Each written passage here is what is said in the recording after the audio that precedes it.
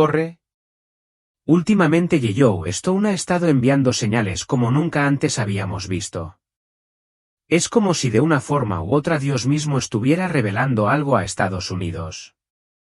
Una nueva piscina de agua azul lechosa, impresionante a la vista, pero que conlleva una corriente subterránea de peligro. Bajo la superficie de este tesoro nacional yace un supervolcán durmiente capaz de remodelar el mundo en un solo momento. Y estas señales no llegan de forma aislada. Una tras otra han aparecido comportamientos extraños de la vida silvestre, cambios inexplicables en el terreno y repentinas explosiones de actividad hidrotermal. Los guardaparques han informado de manadas de alces en estampida sin causa, bisontes cargando por las carreteras como si huyeran de algo invisible y aves que se elevan al cielo en confusa espiral. No se detuvo ahí. Pocos días después del malestar de Yellowstone, la Tierra tembló a miles de kilómetros de distancia en la península de Kamchatka, Rusia. Un colosal terremoto de 8 grados, lo suficientemente potente como para provocar un tsunami, azotó el Pacífico. Poco después, uno de los volcanes más altos y peligrosos de Eurasia entró en erupción violentamente, dejando a los científicos preguntándose si podría haber una conexión oculta que vinculara estos desastres distantes. Hoy vamos a descubrir la verdad detrás de lo que ha estado sucediendo en Yellowstone. Exploraremos las extrañas reacciones en cadena globales y nos preguntaremos si son meras coincidencias naturales o parte de un mensaje más grande predicho hace mucho tiempo por el propio Jesús. Así que si aún no lo has hecho, asegúrate de suscribirte y activar todas las notificaciones, porque lo que estás a punto de escuchar podría cambiar tu forma de ver los días venideros. Un agujero que bosteza, lleno de agua azul lechosa. Cuando los geólogos del Parque Nacional de Yellowstone pisaron la cuenca de Leyser Norris el 10 de abril de 2025, esperaban un día rutinario, solo otra comprobación de mantenimiento de las estaciones de registro de temperatura dispersas por el paisaje humeante. Era su primera visita a esta zona desde el otoño anterior y nada en sus datos sugería lo que estaban a punto de encontrar. Pero a medida que se acercaban a un pequeño parche de vegetación conocido por los guardaparques como la Isla del Árbol, algo los detuvo en seco. Donde antes no había habido más que una extensión de terreno bastante sin rasgos distintivos, ahora se abría una nueva abertura de unos 4 m de ancho llena de agua del azul más pálido y lechoso. La superficie brillaba suavemente en el fresco aire primaveral, como invitando a una inspección más cercana. Sin embargo, cada instinto les decía que no era una piscina ordinaria. Su temperatura rondaba los 43 gramos, lo suficientemente caliente como para escaldar, y su color sugería altas concentraciones de sílice y minerales extraídos de las profundidades. Alrededor de la piscina había una escena inquietante. Pequeñas rocas, algunas tan grandes como un pie de ancho, esparcidas en un radio irregular, cada una cubierta con un barro fino de color gris claro. Las paredes de la piscina presentaban dos capas distintas, aunque una inspección más cercana reveló que la capa inferior era en realidad un residuo, marcando donde la línea de flotación había estado más alta. Todo apuntaba a un nacimiento violento reciente, una explosión hidrotérmica. Yellowstone ha visto su parte de tales eventos antes. Algunos, como la infame explosión del Jae por Chap 9, fueron capturados en tiempo real. Otros sucedieron mucho antes de que los primeros visitantes pisaran el parque, dejando cráteres de edad incierta. Pero esta nueva característica era diferente. Parecía haber aparecido silenciosamente en etapas en lugar de en una única erupción atronadora. Las imágenes satelitales revelaron una cronología precisa. El 19 de diciembre de 2024 no había nada en el sitio. Para el 6 de enero de 2025 se había formado una pequeña depresión. El 13 de febrero la piscina estaba claramente establecida, su superficie azul claro ya captando la luz del sol invernal. Pero si hubiera habido una explosión lo suficientemente potente como para crear tal fosa en un instante, el equipo de monitoreo especialmente la estación de infrasonido recién instalada. Debería haberla detectado y sin embargo no hubo una señal clara. Los sensores de infrasonido, capaces de detectar el profundo y de baja frecuencia estruendo de las explosiones hidrotermales, solo habían registrado algunas anomalías débiles. La primera, el 25 de diciembre de 2024, Nochebuena, fue débil y no estuvo acompañada de actividad sísmica. Dos señales similares llegaron a mediados de enero y de nuevo el 11 de febrero, pero de nuevo sin terremotos, sin detonaciones estruendosas. La cuenca de Leyser Norris, donde apareció esta piscina, es ampliamente considerada una de las partes más dinámicas y peligrosas de Yellowstone. Se asienta directamente sobre un sistema hidrotermal inquieto, parte del vasto complejo volcánico que forma la caldera de Yellowstone. Debajo de los pintorescos paisajes se encuentra una cámara de roca fundida, lo suficientemente grande como para cambiar la faz del continente si alguna vez hiciera erupción por completo. Y esta nueva piscina no era el único signo de cambio. En las semanas anteriores y posteriores a su formación, Yellowstone experimentó enjambres de microterremotos, más de 600 en solo unos días, junto con un extraño comportamiento animal. Se vieron manadas de alces corriendo sin motivo. Los lobos desaparecieron de sus territorios habituales y los bisontes cargaron por las carreteras como si huyeran de algo invisible. Incluso los cielos estaban inquietos, con bandadas de pájaros volando en patrones caóticos. Solo 16 días después de la intensificación de la actividad en Yellowstone, la Tierra tembló violentamente al otro lado del Pacífico. Frente a la península de Kamchatka en Rusia, un terremoto de magnitud 8.8 desgarró el lecho oceánico desatando un tsunami que azotó las costas desde Siberia hasta Japón y envió alertas hasta Hawái. En cuestión de horas, el monte Klipskaya, el volcán más alto y activo de Eurasia, entró en erupción en una exhibición de fuego, lanzando cenizas a 12 kilómetros de altura. ¿Fue coincidencia o hubo, como algunos geólogos sugieren cautelosamente, una conexión más profunda, un cambio en las tensiones tectónicas globales donde la presión liberada en una parte del mundo desencadena sutilmente el caos en otra? Si es así, entonces la aparición de esta piscina azul de aspecto tranquilo en Yellowstone podría ser mucho más que una curiosidad local. Podría ser una pieza de un rompecabezas mucho más grande, una cronología de advertencia. El misterioso estanque azul lechoso fue solo el comienzo. Parecía pasar de ser un lugar de tranquila belleza natural a convertirse en el epicentro de algo mucho más ominoso. El 14 de julio de 2025, el Hae Steamboat entró en erupción violentamente en Yellowstone. Comenzó en la quietud del amanecer. A las 4:47 de la madrugada, el GIE activo más alto del mundo, Steamboat, rugió con una furia no vista en años. Vapor y roca pulverizada se dispararon a más de 350 pies de altura mientras la tierra temblaba bajo la fuerza de la explosión. El aire se llenó con el silbido del agua sobrecalentada y el olor acre de los minerales de las profundidades. Para los científicos apostados cerca, ya era un evento geológico extraordinario, pero lo que siguió en las horas posteriores lo empujó al reino de lo insólito. En todo Yellowstone, la vida silvestre comenzó a moverse como si fuera impulsada por una señal invisible. Manadas de alces salieron de los valles en una estampida atronadora. Bisontes cargaron por las carreteras del parque, ignorando los coches y los turistas en su camino, y depredadores como los lobos simplemente desaparecieron de sus territorios. En lo alto, bandadas de pájaros, cuervos, halcones, gansos se elevaron al cielo en patrones caóticos y retorcidos, sus llamadas resonando contra las montañas. Los guardaparques, curtidos por años de observar los ciclos naturales de la Tierra, admitieron que nunca habían visto algo así. Era como si cada criatura viviente presintiera algo antes de que los humanos pudieran unir las piezas.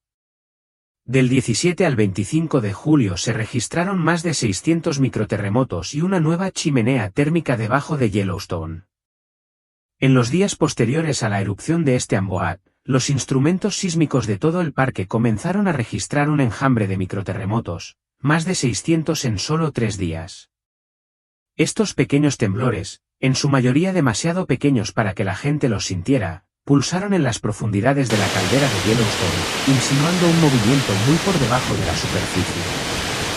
Al mismo tiempo, los drones de imágenes térmicas detectaron una nueva chimenea cerca de la cuenca de la porcelana, lo suficientemente caliente como para derretir secciones del paseo de madera. Aunque no se produjo una erupción importante, el mensaje era claro. El sistema hidrotermal estaba activo, cambiando y quizás bajo presión. El 30 de julio de 2025, un terremoto de magnitud 8.8 golpeó frente a Kamchatka. Se emitieron advertencias de tsunami en todo el Pacífico.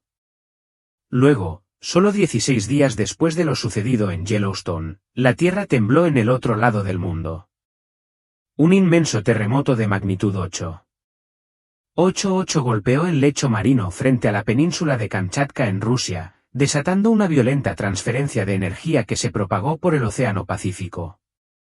El poder del terremoto fue tan inmenso que se sintió hasta Alaska, el norte de Japón e incluso partes de California. En cuestión de minutos, las alertas de tsunami se encendieron en los sistemas de monitoreo costero de toda la cuenca del Pacífico. Desde las Islas Kuriles hasta Hawái, las sirenas de emergencia ulularon y se emitieron órdenes de evacuación. Las imágenes satelitales revelaron el colosal desplazamiento de la placa del Pacífico, un claro recordatorio de las inmensas fuerzas interconectadas que operan bajo nuestros pies. El 30 de julio de 2025 entró en erupción el volcán Klyuchevskaya. Como si el terremoto no fuera suficiente, sus ondas de choque parecieron despertar a uno de los gigantes dormidos de la Tierra. En cuestión de horas, el monte Klyuchevskaya, el volcán más alto y activo de Eurasia, entró en erupción con ferocidad. La cima cubierta de nieve se abrió con fisuras incandescentes, enviando fuentes de lava fundida a 150 metros de altura. Columnas de ceniza se elevaron más de 12 kilómetros, oscureciendo los cielos y obligando a cancelar vuelos hasta Vladivostok. Científicos del equipo de respuesta a erupciones volcánicas de Kamchatka confirmaron que la erupción probablemente fue desencadenada por los ajustes corticales del terremoto, una relación directa de causa y efecto entre la liberación de la tensión tectónica y el despertar volcánico. Los científicos empezaron a hacerse una pregunta inquietante. ¿Podría la extraña agitación en Yellowstone, el violento despertar de Schweizer, la repentina migración de animales, el enjambre de microterremotos, haber desempeñado un papel sutil en la acumulación de tensión tectónica global que culminó en el desastre de Kamchatka? Aunque la ciencia convencional duda en vincular eventos tan distantes, sigue existiendo la posibilidad de que las placas, fallas y cámaras magmáticas de la Tierra estén mucho más interconectadas de lo que creemos. Visto en secuencia, el cronograma parece menos una serie de coincidencias y más un patrón. Un patrón que comienza en el corazón de América y resuena a través de los océanos, remodelando la Tierra y poniendo en movimiento las fuerzas más poderosas de la naturaleza. ¿Él viene? El último libro de la Biblia comienza con la curiosa e inspiradora frase: la revelación de Jesucristo, que Dios le dio para mostrar a sus siervos las cosas que deben suceder pronto. La tercera frase incluye: porque el tiempo está cerca. Igual de asombrosas son las últimas palabras registradas de Jesús al final del libro. Ciertamente vengo pronto. Jesús instruyó a todos sus seguidores a estar perpetuamente preparados para su regreso, como en Mateo 12 y 42. Por tanto, estad vosotros también preparados, porque a la hora que no pensáis, el Hijo del Hombre vendrá. Dios presenta claramente el regreso del Señor como inminente. ¿Por qué entonces no ha regresado después de más de 2000 años desde su partida visible del Monte de los Olivos? Jesús dijo que vendría pronto. Entonces, ¿qué significa pronto? Vamos a esbozar dos razones por las que creemos que Jesús nos dijo que su reaparición en la tierra ocurriría rápidamente. La primera razón puede que te parezca menos fascinante que la segunda, pero debe ser señalada. Dios es intemporal. Existe completamente independiente del tiempo, porque es el creador del tiempo. Para Dios, como dice la Biblia, un día es como 1000 años y 1000 años como un día. Las matemáticas entran en escena. Necesitamos comprender que el infinito no es un número, sino el concepto de que no hay un último número. Podemos contar y contar y contar, pero siempre existe la posibilidad de añadir otro número. Quizás no tengamos un nombre para el número porque está muy distante, pero el número sigue existiendo. Este concepto de infinitud o ilimitado nos ayuda a entender a Dios. Ya sea que miremos hacia atrás en el tiempo o hacia adelante en el tiempo, Él existe. Nunca hay un punto en el que no existiera, incluso antes de la creación. El Salmo 92 declara: antes que los montes fueran engendrados y nacieran la tierra y el mundo, desde la eternidad y hasta la eternidad, tú eres Dios. Si intentaras decirle al número 3 que imagine lo que se siente estar tan lejos en la línea numérica como 5 millones, apenas podría concebirlo. Pero intenta pedirle al 3 que siga viajando para siempre hasta que llegue al infinito. Y no puede. Nunca alcanzará el infinito. Y nosotros tampoco podemos comprender la intemporalidad, la naturaleza infinita de Dios. Que Dios nos diga que su regreso es pronto, puede no significar lo que damos por sentado en nuestra escala de tiempo. Quizás por eso mismo la Biblia proclama en 2 Pedro 3, 9, el Señor no tarda su promesa, como algunos la tienen por tardanza. Tendemos a percibir su tiempo desde nuestra perspectiva limitada, pero Dios es paciente para con vosotros, no queriendo que ninguno perezca, sino que todos procedan al arrepentimiento. Dios tiene una perspectiva divina y atemporal, con un corazón volcado a la salvación. Sin embargo, Jesús sí nos dijo a nosotros, seres humanos finitos, que Él viene pronto. Con el telón de fondo de su atemporalidad, todavía buscamos entender su razón para usar el término conociendo nuestra naturaleza limitada. Discutamos entonces la segunda razón fascinante por la que Dios pudo haberse expresado de esta manera. Si una madre exasperada quiere que su hijo salga por la puerta para una cita a la que ya llegan tarde porque el niño ha estado remoloneando durante 20 minutos, la madre podría exclamar: ven aquí, tenemos que salir pronto. En este caso, cuando la madre dice pronto, significa ahora mismo. Si un padre quiere que su adolescente se tome en serio el estudio para su permiso de conducir, el padre podría recordarle firmemente a su hijo 2 meses antes de la fecha de elegibilidad. Será mejor que te prepares para tu examen de permiso. Lo harás muy pronto. En este caso, cuando el padre dice pronto, se refiere a un par de meses. Si una madre intenta fomentar la preparación en su hija, podría decirle mientras la adolescente aún está en primer año de preparatoria: tómate tus clases en serio porque irás a la universidad pronto. En este caso, cuando la madre dice pronto, se refiere a 4 años. Pronto debe aplicarse en contexto. En el primer escenario con el niño distraído se interpreta como en ese mismo minuto, mientras que en el segundo caso implica un tiempo más distante en el futuro. Sin embargo, la tercera situación universitaria es aquella en la que se necesita más planificación. Muchos años de estudio serio y responsabilidad son necesarios para alcanzar la meta. En el último caso, pronto, nos llama a reconocer que se debe hacer mucha preparación porque el evento que se avecina es elaborado y trascendente. Jesús nos dice que Él viene rápidamente porque su venida es lo más importante en el universo, el único evento al que aspira cada cristiano. Todo lo que hacemos, decimos y somos, está invertido en el futuro eterno al que Él nos conducirá cuando regrese. El único evento que no podemos perdernos y para el que no debemos estar mal preparados es la venida de Jesucristo a la tierra de nuevo para rehacer este mundo roto y pecaminoso en su reino perfecto. Su reaparición podría ser inmediata en este mismo minuto. Podría suceder este año. También podría suceder en cientos o miles de años. En cualquier caso, nuestro saber que es pronto es completamente apropiado, porque este es el evento para terminar con todos los eventos. Esta es la esperanza de todo creyente. Esta es la única cosa para la que quieres decir: estoy listo. Porque la gracia de Dios ha aparecido trayendo salvación a todos los hombres, enseñándonos a renunciar a la impiedad y a las pasiones mundanas y a vivir con sensatez, justicia y piedad en la edad presente, aguardando la esperanza bienaventurada, la manifestación gloriosa de nuestro gran Dios y Salvador Jesucristo. Por lo tanto, una explicación un tanto sobrenatural se ha vuelto más interesante. Una teoría demostró que Dios obra de maneras misteriosas para realizar sus maravillas. Después de la resurrección del Salvador, Él caminó por el camino hacia Emaús con 2 de sus discípulos y se nos dice que sus ojos estaban velados para que no le reconocieran. Cuando escuchó lo que tenían que decir sobre Él, su vida y crucifixión, se dio cuenta de que no comprendían lo que él había intentado enseñarles. Entonces, comenzando por Moisés y los profetas, les mostró cómo en todas las cosas los profetas habían testificado de él. Y sabéis que lo hicieron hasta el más mínimo detalle, incluso hasta el echar suertes por su vestimenta en el momento de su crucifixión. Luego Lucas nos dice que les abrió el entendimiento para que pudieran comprender las Escrituras. Ahora os pregunto hoy aquí, ¿creéis todo lo que los profetas han dicho? Y si lo hacéis, os daréis cuenta de lo que dijo Isaías, que el Señor ha declarado el fin desde el principio.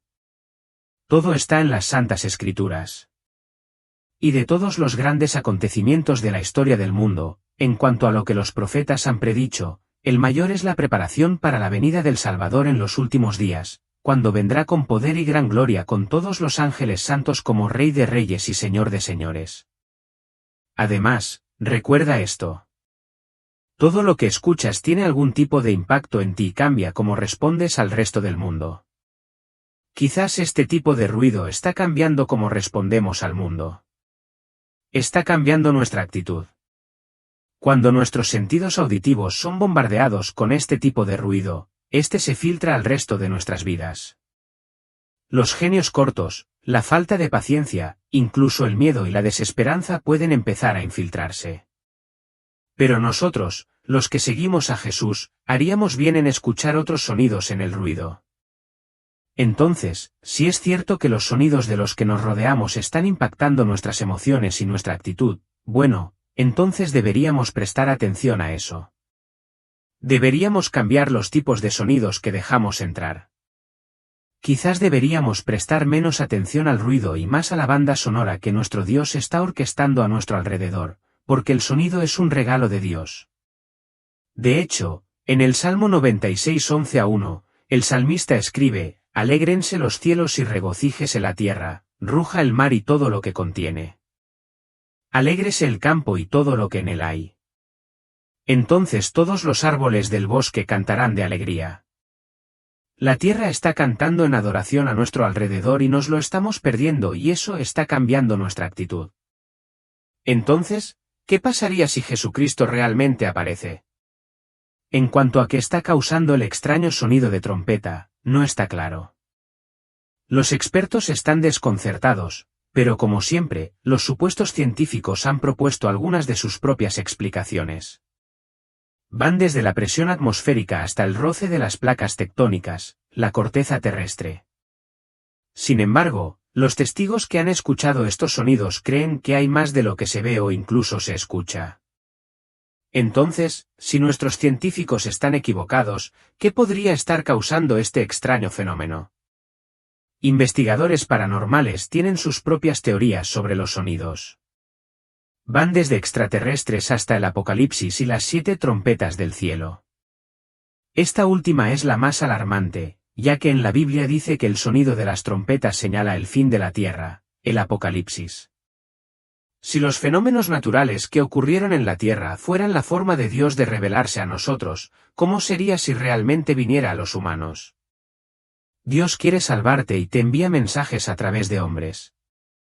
La naturaleza hay tantas cosas que solo pueden ayudarte a comprender que debes cambiar la dirección de tu vida. ¿Qué clase de mensaje te está tratando de hablar Dios a tu familia? Dios te está dando señales. Nuestra Señora quiere llevarte a la santidad como llevó a Jesús en su vientre para conducirte a la alegría de la vida. No está tu vida estructurada de una manera que no solo escuche la voz de Dios, sino que también responda rápidamente. A veces la gente, incluso los cristianos, preguntarán, ¿reconoceré a Jesús cuando regrese? O no han entendido Apocalipsis o no lo han leído. Una cosa que aprendemos de Apocalipsis 17 es que Jesús no regresará a la tierra y se mezclará con la gente durante unos años antes de destruir a Satanás y llevar a su pueblo a casa. No nacerá de nuevo como un niño, sino que dejará el lugar que ha ocupado desde que ascendió al cielo. ¿Qué es a la diestra de Dios? Jesús está a la diestra de Dios. De hecho, está intercediendo por nosotros. Será visible y reconocible para todo ojo. No habrá confusión sobre quién es Jesús, su poder o por qué vino. Los cristianos que vivan durante la tribulación anhelarán ver esta visión. Antes de que regrese, el sol se oscurecerá y la luna no dará su luz. Es entonces cuando Cristo irrumpirá a través de un cielo sin sol en una nube, recordándonos que Cristo es luz.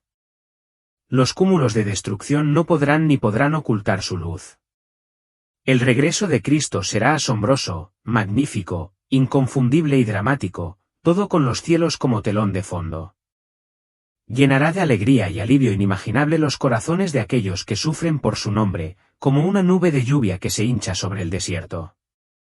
El punto más importante de Apocalipsis 17 es que Jesús regresa y toda persona sabrá quién es. No solo lo reconocerán como Jesús, sino que también se darán cuenta, quizás demasiado tarde, de que Él es realmente el Señor Todopoderoso. La Biblia debe ser una advertencia para aquellos que no creen en Cristo para la salvación. Jesús regresará para cumplir su promesa de librar a la tierra de la oscuridad. Y esta misma escena es un estímulo para los cristianos que un día clamarán: mirad, la morada de Dios está ahora entre la gente y Él habitará con ellos. Ellos serán su pueblo y Dios mismo estará con ellos y será su Dios. En Amós 4:6-11, Dios enumera las formas en que intentó llamar la atención de Israel con hambruna, con sequía, con plagas, con desastres. Cada vez dice: con todo, no os habéis vuelto a mí, declara el Señor. Y luego termina con estas escalofriantes palabras: prepárate para encontrarte con tu Dios, oh Israel. ¿Podría Estados Unidos estar en el mismo lugar, una nación a la que se le ha advertido una y otra vez y sin embargo sigue a la deriva? Al profeta Ezequiel se le dijo que advirtiera a la gente para que su sangre no estuviera en sus manos. De la misma manera, estas señales pueden ser la forma de Dios de dar una última oportunidad, una alerta divina antes de que la puerta se cierre. Jesús mismo dijo en Mateo 24:37-39 que los últimos días serían como los días de Noé.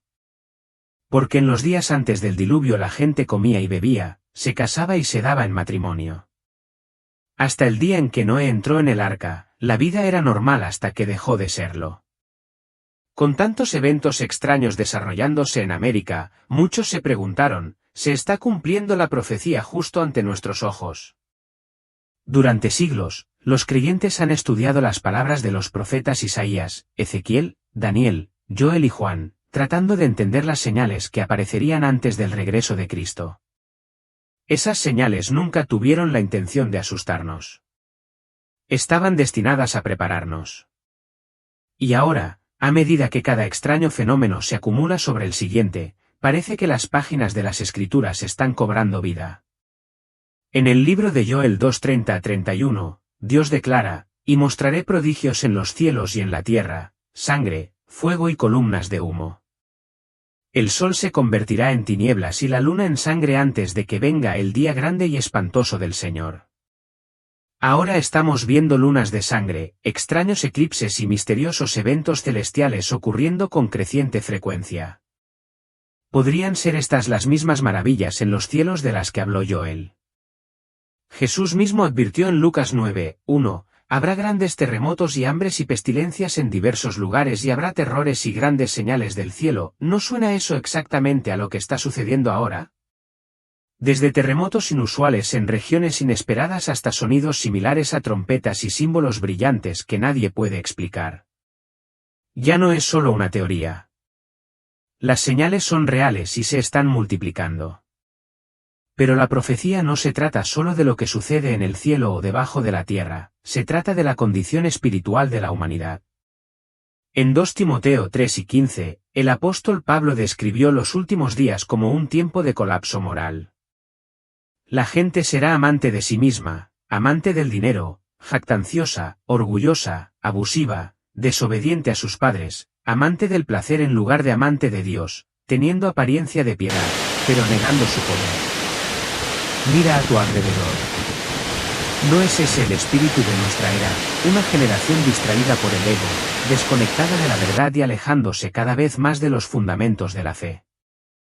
Este es el cumplimiento no de una profecía aislada, sino de una convergencia de muchas, apuntando a una sola verdad. Estamos entrando en una temporada profética como ninguna otra. Y mientras muchos descartan estas señales como coincidencia, la Escritura nos advierte que la ceguera espiritual cubrirá la tierra en los últimos días. En Mateo 247-39, Jesús dijo, como fue en los días de Noé, así será la venida del Hijo del Hombre. Porque en los días antes del diluvio la gente comía y bebía y no supieron nada de lo que sucedería hasta que llegó el diluvio y se los llevó a todos. La advertencia es clara. No te pierdas las señales. No seas como aquellos que siguieron con su vida, ignorando el temblor bajo sus pies hasta que fue demasiado tarde. Todos lo sabemos, así que tenemos que prepararnos para ese día. Obviamente, cuando el Señor envía un mensajero para preparar el camino delante de él, ese mensajero no puede ser otro que un profeta. Cuando vino en el meridiano de los tiempos, el Señor envió a Juan el Bautista y Jesús dio testimonio de que no había profeta mayor en Israel que Juan el Bautista. Estamos viviendo el día de la preparación y el Señor ha enviado a su mensajero para preparar el camino y le dio las llaves para organizar su iglesia y reino y para establecer el santo sacerdocio y el poder del apostolado tal como existía en la iglesia en los días primitivos. Luego están las palabras de Pablo. Dijo que el Señor ha revelado el misterio de su voluntad, que en la dispensación de la plenitud de los tiempos y nosotros vivimos en esa dispensación, Él podría reunir en uno todas las cosas en Cristo, tanto las que están en el cielo como las que están en la tierra. ¿No es eso algo en lo que pensar cuando escuchas que el Señor revelará el misterio de su voluntad y que el misterio de su voluntad ha sido revelado a sus profetas modernos de este día?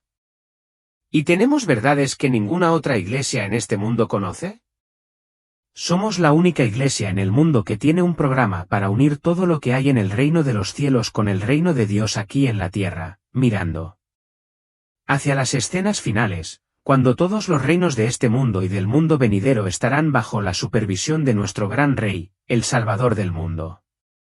Bueno, esas son solo algunas de las pequeñas cosas que deben hacerse. Ahora, hay muchas otras profecías que predicen su segunda venida. Y así, mientras estamos al borde de la eternidad, viendo cómo se desarrolla la profecía ante nuestros propios ojos, no nos cansemos ni nos volvamos complacientes. El tiempo de la fe pasiva ha terminado. Ahora es el momento de preparar nuestros corazones, nuestros hogares y nuestras manos para la venida del Señor. Él no se retrasa. Él es paciente, no queriendo que nadie perezca, sino que todos lleguen al arrepentimiento. No somos espectadores en esta línea de tiempo divina. Somos participantes, llamados, elegidos y confiados con la verdad para un tiempo como este. Las señales en los cielos, la agitación en las naciones, el surgimiento del engaño y los gritos de justicia, todos hacen eco de una verdad. El Rey viene. Seamos hallados fieles. Que nuestras lámparas estén llenas de aceite, arregladas y ardiendo. Que nuestras voces clamen en oración. Que nuestras vidas reflejen santidad y nuestras manos extiendan misericordia. Porque cuando Él venga en gloria, cuando el cielo se parta y la trompeta suene, será demasiado tarde para prepararse. El tiempo es ahora. Así que decimos, ven, Señor Jesús. Y hasta ese día velaremos, advertiremos y caminaremos por fe, no por vista, hasta que todo ojo lo vea y toda lengua confiese que Jesucristo es Señor para la gloria de Dios Padre. Tan rápido como el temor del Señor surge en nosotros con una comprensión de cómo necesitamos mantener una visión alta y santa de Él, nunca más inundará la tierra así. Nunca más tendremos que enfrentar su juicio o ira. Porque podemos ser completa y perfectamente cubiertos con el manto de justicia dado por Jesús. Si tan solo creyéramos hasta que comprendamos la gravedad del pecado y cuán incapaces somos de hacernos justos. Su escandalosa gracia no puede realmente apoderarse de nosotros. Pero si puede apoderarse de nosotros, de que nos salva y para que nos salvó, debería hacernos gritar de alegría y agradecimiento en nuestros corazones a diario, aunque no sea viva voz. Su gracia, misericordia y amor son verdaderamente más grandes de lo que podemos comprender. Cuando nos hemos rendido y hemos dejado de intentar tener una justicia propia, nuestros pecados están infinitamente lejos de nosotros. Del este al oeste todo está terminado. Desde el momento en que nos rendimos a su amor y en adelante es un caminar diario con Él. Nunca más solos un camino a casa hacia el lugar que Él nos está preparando. Y en el camino aprendemos a confiar más en Él y a depender más y más de Él. Cuanto más dependemos de Él, más llenos estamos de su Espíritu. Y cuanto más llenos estamos de su Espíritu, más nos parecemos a Él y creemos que lo que dice sobre nosotros es verdad y nos convertimos en lo que creemos de nosotros mismos. Él dice que somos sus hijos, corderos, embajadores. Somos perdonados, amados, limpiados, sin culpa, justos. El Gran Cañón hace eco del corazón de redención de Dios, de que Él tomaría algo causado por el pecado y lo convertiría en belleza, algo que lo apunta a Él. Ahora podemos ir y pararnos ante el cañón, mirar y ver su belleza y recordar que nuestro Dios es un Dios redentor. De hecho, la imagen del Gran Cañón es un anticipo del futuro, porque Dios volverá a traer juicio global contra toda impiedad, como lo hizo en el diluvio, y formará un cielo y una tierra completamente nuevos, hermosos más allá de nuestra imaginación. Los verdaderos cristianos participarán y morarán para siempre con Dios en esta nueva creación. Cualquier otra persona será condenada a juicio eterno en el infierno. Y mira esto en el cielo. Estuve anoche aquí y capté algo. Algo misterioso acaba de sacudir Estados Unidos, algo que ha dejado a los creyentes sin palabras y a los escépticos buscando respuestas. Pero, ¿qué pasaría si esto no fuera solo otro evento extraño? ¿Y si lo que acaba de suceder fuera una señal directa de Dios, una de la que la Biblia nos ha advertido durante siglos? Esto es la profecía cobrando vida. En todo Estados Unidos, desde los cielos hasta la tierra, algo está cambiando. Y aquellos con ojos para ver y oídos para oír están empezando a entender que Jesús habló de días como estos. ¿Podría ser esta la última llamada de atención antes del regreso de Cristo? ¿Podría ser este el momento del que se nos ha advertido? Antes de profundizar en lo que sucedió, asegúrate de darle me gusta a este vídeo, comparte tus pensamientos en los comentarios y suscríbete para recibir más actualizaciones proféticas basadas en las Escrituras. Porque lo que acaba de desarrollarse podría no ser aleatorio, podría ser la última señal antes de que todo cambie. Una extraña señal en el cielo sobre Estados Unidos. Durante décadas, Estados Unidos se mantuvo como un faro de fortaleza, un lugar donde la libertad no solo se prometía, sino que se vivía. Era una tierra que muchos llamaban un refugio donde los sueños eran protegidos y la fe podía florecer libremente. Pero las Escrituras nos recuerdan a través de Abdías 1:3-4. La soberbia de tu corazón te ha engañado.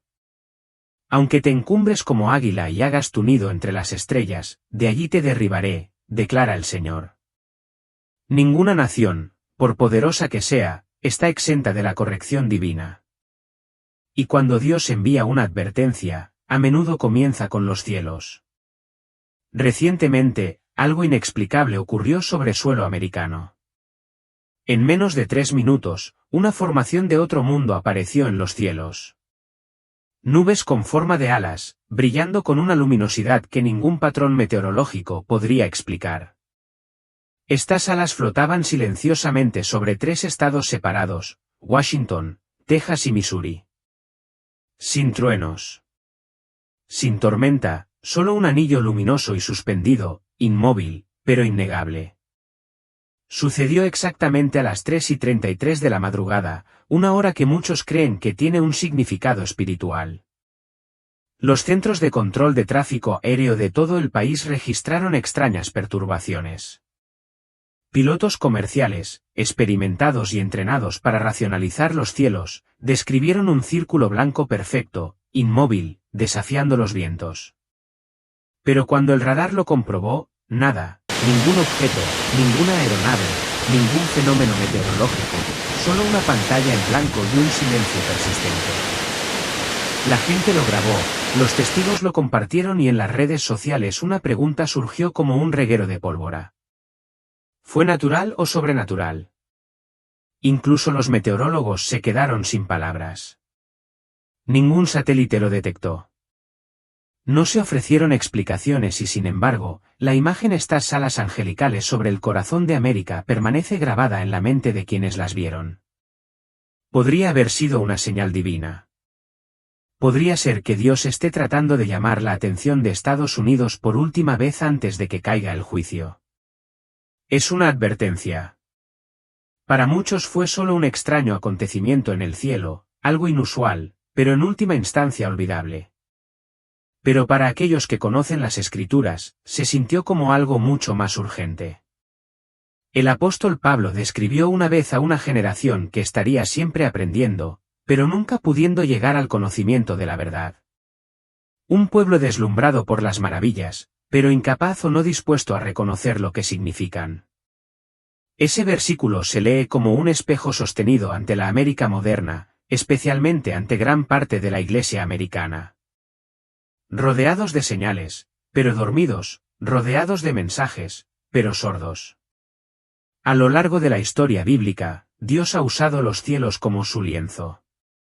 Cuando quiso hablar, habló a través del fuego, a través de las nubes, a través de las estrellas, a través de la oscuridad. Ezequiel 14 habla de una gran nube con fuego que se envolvía a sí misma y un resplandor a su alrededor. No era natural, no era ordinario, era divino. Joel capítulo 2 nos da una línea de tiempo profética y mostraré prodigios en los cielos y en la tierra, sangre, fuego y columnas de humo. Estas señales, nos dice la Biblia, no son extras opcionales.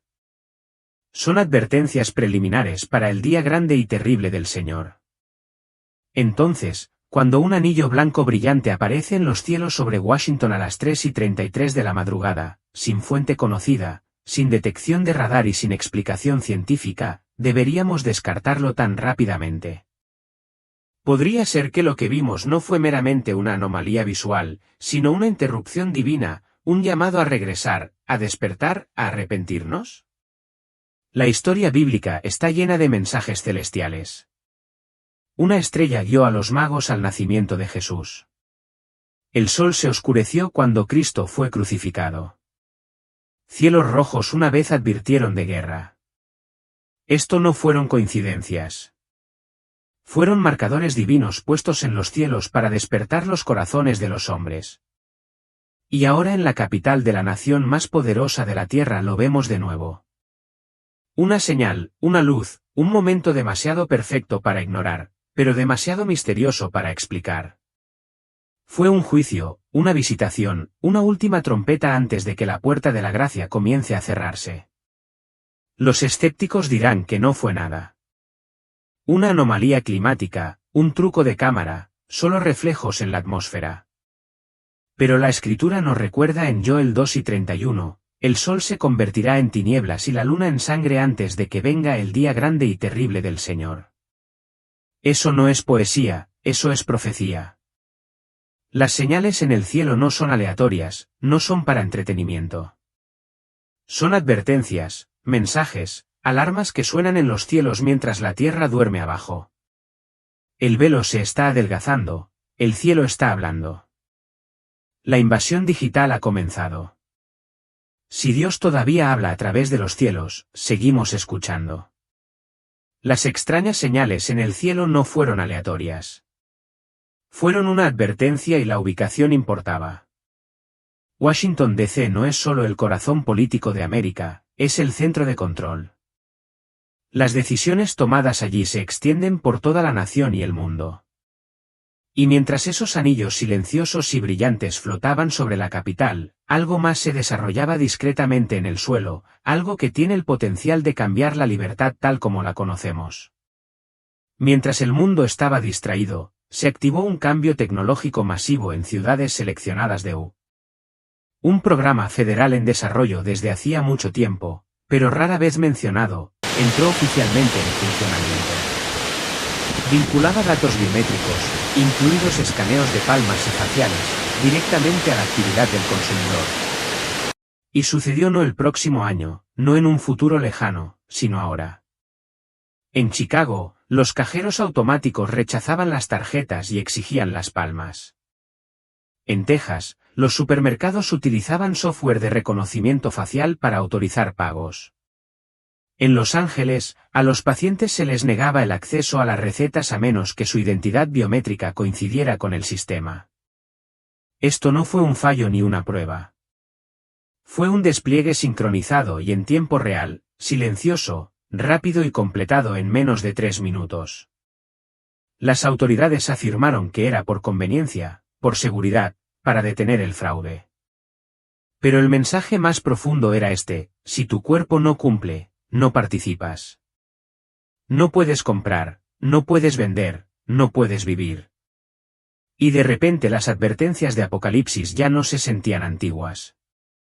Apocalipsis 1:17 declara: nadie podía comprar ni vender sino el que tenía la marca.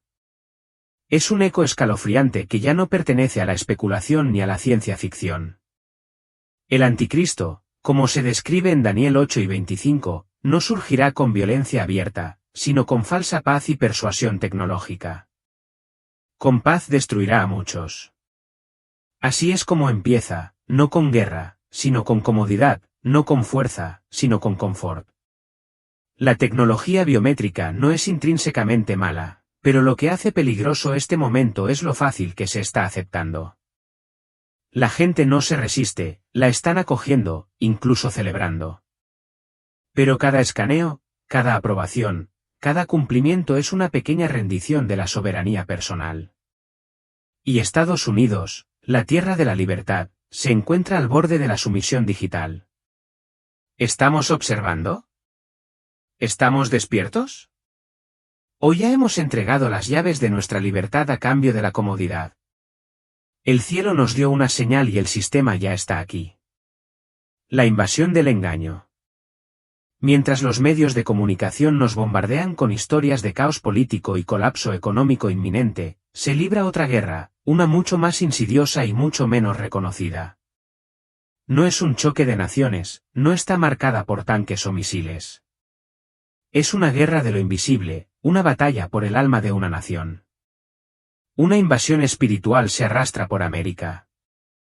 Sin embargo, la mayoría no la percibe, no se anuncia con ejércitos o tratados, no ondea banderas ni rompe fronteras, se desliza silenciosamente a través de la cultura, el entretenimiento, la educación, incluso la iglesia. Esto no es la arremetida militar de Gog y Magog descrita en la profecía de Ezequiel, que de hecho habla de una futura confrontación que involucra poderes físicos. No, lo que estamos presenciando ahora es mucho más engañoso, mucho más peligroso. Es el tipo de engaño que no grita, sino susurra. El tipo que te hace cuestionar la verdad, dudar de la moralidad y aceptar gradualmente lo inaceptable. Muchos lo sienten, esa abrumadora sensación de que algo anda mal, de que el mundo se está desmoronando, pero cuando intentan identificar la causa se les escapa de los dedos. Esa confusión no es accidental, es estratégica. Es la niebla de la guerra en el reino espiritual. Ezequiel 38:16 declara: y subirás contra mi pueblo como una nube que cubre la tierra. Aunque el versículo habla de una futura invasión literal, su patrón espiritual resuena fuertemente hoy. El enemigo siempre se mueve como una nube, infiltrándose, apagando silenciosamente la luz, sofocando la claridad, difuminando las convicciones. No solo estamos en una era de desinformación, estamos en una era de redefinición. Lo malo es llamado bueno. La verdad es llamada odio. La convicción es etiquetada como extremismo. Esta confusión no es solo decadencia cultural, es guerra espiritual. Apocalipsis advierte que en los últimos días muchos serán engañados, incluso los elegidos, si es posible. ¿Y cómo vendrá este engaño? A través de señales, prodigios y la apariencia de justicia.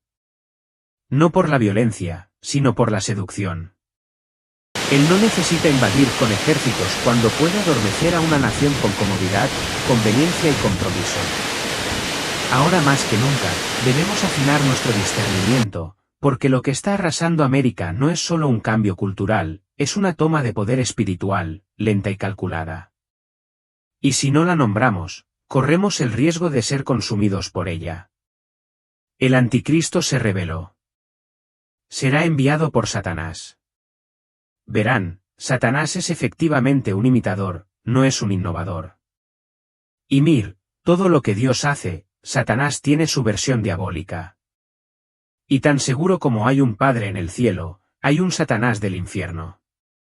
Y tan seguro como el Padre en el cielo nos ha dado a su Hijo unigénito, Satanás de alguna manera también tendrá un hijo. Si él alguna vez tuvo un hijo, el anticristo será él. El anticristo será la encarnación más vil del pecado y la rebelión en la historia, pero estará rebosante de encanto y carisma. Esto es lo que la Biblia enseña sobre el anticristo. El anticristo viene para desafiar y ocupar el lugar de Jesús. Será un orador poderoso. Conquistará a la gente, traerá una paz global temporal y soluciones económicas. Y para algunos creerán que es su Mesías. Viene a declarar la guerra a los creyentes, perseguirá a los judíos y a los cristianos y gobernará por la fuerza. El anticristo viene a dominar el mundo, establecerá la paz, pero luego se convertirá en el hombre de guerra definitivo. También vendrá en tiempos económicamente difíciles y tendrá éxito donde otros han fracasado. El anticristo establecerá el control global a través de una sociedad sin dinero en efectivo. Apocalipsis 1:17 nos dice cómo nadie podrá comprar ni vender, sino el que tenga la marca o el nombre de la bestia. Figuras análogas a la dismisión han aparecido en la historia mundial, incluso si el libro del Apocalipsis no las tuviera específicamente en cuenta. Y aunque la correspondencia entre ellas y la bestia no sea exacta en muchos detalles, la primera carta de Juan se refiere a muchos anticristos. Lo que todas estas figuras tienen en común es que plantean una tentación diabólica para los cristianos que quieren permanecer fieles a Jesús, el Señor, que solo sufrió y murió por ellos. La descripción más vívida de este monstruo malvado se encuentra en Daniel 7. Allí se levanta contra el anciano de días y el misterioso Hijo del Hombre en una rebelión espiritual total, sumergiendo al mundo en el caos. La figura no aparece de nuevo hasta el cierre del canon bíblico con la revelación de Cristo al apóstol Juan. En cumplimiento de las palabras de Jesús, incluso los elegidos son engañados allí mientras el mundo adora a la bestia. A medida que nuestro mundo sigue sumiéndose en el caos y el amor de muchos se enfría, es hora de que el pueblo cristiano de todas partes preste atención a la sobria advertencia de Juan. El anticristo está llegando y de hecho ya está aquí. El anticristo no debe limitarse a una sola persona o poder, sino que es esencialmente un gran principio o sistema de falsedad con diversas manifestaciones, formas de obrar y grados. Puede ser un anticristo religioso. Todos los que niegan esta afirmación de Cristo Jesús, ya sean devotos de religiones orientales, ateos, deístas o agnósticos, son anticristos. También se incluirían a todos los clérigos cristianos profesos que dicen, como hizo un ministro congregacional de Boston, Massachusetts, me atrevo a decir que Jesús no reclama para sí nada que no sea universalmente cierto de la naturaleza ideal divina inherente en todos nosotros y que Jesús no fue más hijo de Dios que tales filósofos paganos. Además, dado que todos los que niegan que Jesús vino en carne son anticristos, se deduce que todos los que afirman que Jesús fue encarnado simplemente vestido de carne son anticristos. ¿Por qué tales niegan que Jesús realmente vino en carne? Claramente se nos dice que el Verbo se hizo carne y que fue producido de una mujer. Si simplemente hubiera sido encarnado, podría haber prescindido de una madre humana o es un anticristo político. Así como hay anticristos religiosos, también hay anticristos políticos. El comunismo es un buen ejemplo. El comunismo es un anticristo en el sentido de que busca reemplazar a Cristo y su reino como el gobernante legítimo de la tierra y la única esperanza de la humanidad. Así se nos dice que es el carácter mesiánico del comunismo lo que le da un poder dinámico para exigir lealtad. Sus líderes como Lenin y Stalin no solo han sido idolatrados, sino deificados, denominados salvadores y los elegidos por Dios para guiar a su pueblo. Lo que es cierto del comunismo al ser el anticristo, también lo es de las Naciones Unidas. Se le está dando un papel mesiánico por parte del clero de la cristiandad como el Salvador del mundo, su única esperanza y la única luz. Mientras que la Biblia muestra claramente que Jesucristo y el reino de Dios son nuestra única esperanza. Está el anticristo vivo y viene en el planeta Tierra. Muchos dicen que el anticristo está vivo. Se nos dice que está esperando entre bastidores para asumir su papel de dictador mundial en el escenario mundial. Podría ser un rico hombre de negocios, un poderoso político, o podría ser alguien que acecha en algún lugar alrededor de la iglesia, o podría haber entrado en la iglesia y está implementando secretamente su plan. Incluso el notable e intemporal libro del padre Vincent Michel, El Anticristo, hace una declaración asombrosa del Papa Pío XI. El padre Michel subraya su investigación sobre los últimos días con esta cita del pontífice. Ahora estamos ante la confrontación final entre la Iglesia y la antiiglesia. El padre Michel no pretende saber quién es el anticristo, dónde aparecerá o cuándo, pero se alinea las señales de los tiempos vinculando estas señales con las profecías en Daniel. El Nuevo Testamento, los primeros padres de la Iglesia y las voces proféticas modernas. Muchos teólogos evangélicos creen que la evolución del mal y el cumplimiento de las señales bíblicas que ocurren en nuestros días, guerras, hambruna, plagas y enfermedades, terremotos, accidentes de tráfico, transporte rápido, escalada del conocimiento, violencia, ocultismo y el evangelio predicado se corresponden alarmantemente con el fin de la historia mundial tal como la conocemos. Hasta donde hemos llegado para recibir y adorar al anticristo. Parece que la creciente guerra de la sociedad contra la religión es una profecía apocalíptica clave. La moral parece evaporarse ante nuestros ojos. Se nos dice que el mal es bueno y la bondad es mal. Importunamos al cielo por misericordia mientras libramos esta guerra invisible contra Satanás y sus demonios. El anticristo se refiere a una persona específica que aparecerá al final de la era actual, justo antes de que Cristo regrese y será la encarnación o el cumplimiento de todo mal. La palabra anticristo significa literalmente alguien que se opone a Cristo. Y eso es exactamente lo que será el anticristo, absolutamente opuesto a Cristo y a su pueblo. Aunque la Biblia no entra en detalles, está claro que el anticristo será parte del intento final de Satanás de detener el plan de Dios para el mundo. Recuerda, Satanás se opone totalmente a Dios y su único objetivo es bloquear los planes de Dios en todo lo que pueda. Lo intentó al principio de la raza humana con Adán y Eva. Y de nuevo, aunque sin éxito, al principio del ministerio de Jesús. A medida que se acerca el tiempo del regreso de Jesús, Satanás hará un último intento a gran escala para engañar al mundo y apartar a la gente de Cristo. ¿Está vivo el anticristo hoy? Podría ser que sí. Y ese hombre vive entre nosotros ahora. De hecho, nos insta a estar alerta y en guardia. También nos recuerda que Satanás siempre está activo. Y como habéis oído que viene el anticristo, ya ahora han surgido muchos anticristos. Cuando venga el anticristo afirmará ser Dios, pero también negará la verdad de Cristo y se opondrá a quienes le sigan. La clave es conocer la verdad de Dios, creer la verdad de Dios y vivir según la verdad de Dios. Recuerda, resistid al y huirá de vosotros. Acercaos a Dios y Él se acercará a vosotros. Estamos viviendo un tiempo en que la batalla entre el reino de Dios y el reino de Satanás se está intensificando como nunca antes.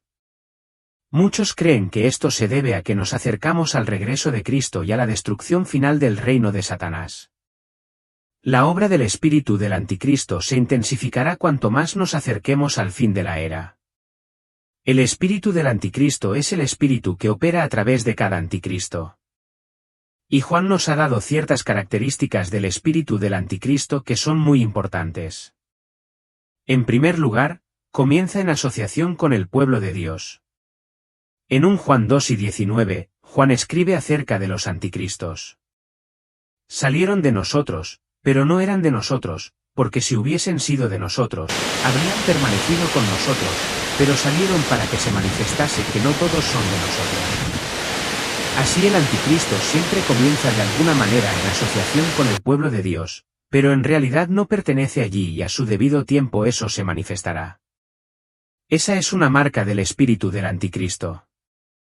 Esto es muy importante. El anticristo no niega la existencia de Dios. De hecho, afirma ser el representante de Dios. Lo que se niega es la relación del Padre y el Hijo dentro de la deidad. Quiero examinar algunos pasajes muy importantes de las Escrituras para que no ignores lo que Satanás está planeando. En 2 Tesalonicenses 2, Pablo trata la aparición, revelación y manifestación del Anticristo. También aborda la preparación para el regreso del Señor. Y están muy estrechamente entrelazados porque el acto satánico final antes del regreso del Señor será la revelación del Anticristo. De hecho, Pablo dice que el Señor destruirá al Anticristo con el resplandor de su venida. Pablo escribió: no os dejéis conmover fácilmente en vuestro ánimo, ni os conturbéis, ni por espíritu, ni por palabra, ni por carta como si fuera nuestra, porque sabía que muchos cristianos estarían dispuestos a creer predicciones específicas sobre cuándo regresaría Jesús. Ciertamente he escuchado muchas de estas predicciones a lo largo de mi ministerio y me asombran las multitudes de cristianos que se obsesionan con ellas. Ya sea que una persona sostenga la opinión de que el rapto ocurrirá antes de la tribulación de 7 años o después, debemos reconocer esto. El Anticristo podría estar vivo hoy y ahora mismo está en la tierra. Para aquellos que creen que Jesús regresará por su pueblo antes de la tribulación, el Anticristo surgirá después de este evento en cualquier momento para confirmar un acuerdo de paz de 7 años con Israel. Aquellos que interpretan el regreso de Jesús al final de la tribulación también podrían ver al Anticristo activo en cualquier momento, ya que sus esfuerzos podrían ya estar en marcha hacia el futuro regreso de Cristo.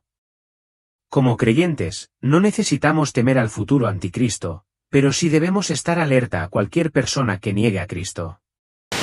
La principal diferencia es que el futuro Anticristo eventualmente se convertirá en un líder global de la Europa moderna que formará un acuerdo de paz con Israel. Cualquiera que encaje en esta descripción podría potencialmente encajar en el papel del Anticristo venidero. Aunque Apocalipsis 13 describe características adicionales de su liderazgo, 2 aspectos importantes que se señalan allí incluyen su ascenso de una herida mortal y la marca de la bestia. El Anticristo parecerá haber muerto, pero recuperará la fuerza. Además, forzará a todas las personas bajo su liderazgo a recibir una marca desconocida en su mano o cabeza para comprar y vender, representada por el número 666. También será un hombre de guerra. Su liderazgo se extenderá durante la tribulación. Apocalipsis 137 declara: y le fue permitido hacer guerra contra los santos y vencerlos. También le fue dada autoridad sobre toda tribu, pueblo, lengua y nación. Su objetivo serán aquellos que creen en Dios, incluyendo la persecución de los judíos en ese tiempo. Puede que no podamos identificar al Anticristo hoy, pero puede que esté viviendo entre nosotros. No necesitamos vivir con miedo a este futuro líder maligno, sino que debemos centrarnos en el verdadero Cristo mientras esperamos su futura venida. Como creyentes no tenemos por qué temer, porque nada de esto afectará a quienes conocen a Jesucristo. Sin embargo, se afectará a los que están perdidos y sin Dios.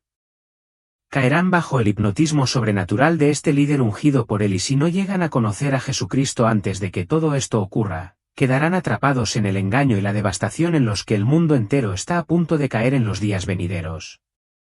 Por favor, date cuenta del momento crítico en el que estás viviendo ahora mismo. Jesús viene pronto. Aquellos que lo conocen escaparán de muchas de estas pruebas y tentaciones, pero aquellos que no lo conocen quedarán atrapados en el engaño y la devastación. Es bueno regocijarse de que escaparás, pero ¿qué hay de aquellos a quienes amas? ¿Qué vas a hacer para asegurarte de que escapen de los días malos que vendrán sobre la tierra? A la luz de esta clara enseñanza de la Escritura, ¿no crees que es hora de que te acerques a tus amigos y familiares no salvos si les hables de la sangre redentora de Jesucristo? Pídele al Espíritu Santo que te dé una oportunidad de hablarles. Luego, deja que Él llene tu boca con las palabras correctas mientras le suplicas sinceramente que hagan de Jesucristo el Señor de sus vidas. El día del juicio. La razón por la que el Evangelio de Jesús es precioso es que ofrece un rescate gozoso de un juicio furioso. La Biblia habla de la furia de la ira de Dios Todopoderoso. Y la Biblia exalta que Jesús nos libra de la ira venidera. Es el propio Dios Padre quien envió a Jesús para rescatarnos de su propia ira. Dios demuestra su amor por nosotros en que siendo aún pecadores, Cristo murió por nosotros. Así que, habiendo sido justificados por su sangre, mucho más seremos salvos por el de la ira de Dios. Si un eclipse solar total señala el comienzo del día del juicio, ¿qué sucederá después? ¿Cómo pasará el mundo entero ese día? La Biblia declara que Dios ha fijado un día en el que se propone juzgar la tierra habitada. Este día del juicio, también conocido como el juicio final, es cuando Jesús, el Hijo de Dios, juzgará a los vivos y a los muertos antes de destruir el cielo y la tierra antiguos que están corrompidos por el pecado. El pecado puede definirse como todo aquello que se opone a la voluntad y a la ley de Dios. Incurrir en pecado es desobedecer o abusar de sus leyes.